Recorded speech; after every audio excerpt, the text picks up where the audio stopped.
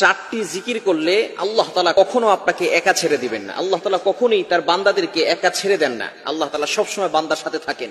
কিন্তু কোন বান্দা যদি চারটি জিকির করে, আল্লাহ পাক রব্বুল আলামিন তার সাথে থাকবেন। শুধু তাই নয়, আল্লাহ পাক রব্বুল আলামিন সকল বিপদ আপদ থেকে ওই বান্দাকে হেফাজত করবেন। প্রটেক্ট ফ্রম অল অ্যাক্সিডেন্ট, সকল বিপদ আপদ থেকে, বালা মুসিবত থেকে আল্লাহ পাক রব্বুল আলামিন ওই বান্দাকে হেফাজত করবেন যদি চারটি জিকির আমরা করতে পারি। নিয়মিত আমরা চারটি জিকির করব, সবসময় আল্লাহর কথা স্মরণ করব, তাহলে আল্লাহ পাক রব্বুল আলামিন ওই বান্দাকে ভালোবাসবেন, বান্দাকে আল্লাহ তাআলা মহব্বত করবেন। আল্লাহ পাক রব্বুল আলামিন 2 নম্বর পারার 2 নম্বর পৃষ্ঠায় 10-11 নম্বর লাইনগুলোতে আল্লাহ পাক রব্বুল আলামিন সূরা বাকারার ভিতরে বলে দিয়েছেন, ফাযকুরুনি আযকুরকুম ওয়াশকুরুলি ওয়ালা তাকফুরুন। যে ব্যক্তি আমি আল্লাহকে স্মরণ করে, আমি আল্লাহও তাকে স্মরণ করি, বলেন সুবহানাল্লাহ। এজন্য কয়টি জিকির করবেন?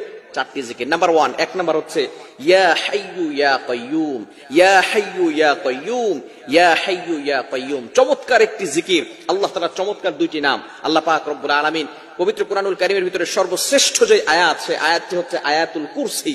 এই আয়াতুল কুরসি হচ্ছে সূরা বাকারার ভিতরে রয়েছে।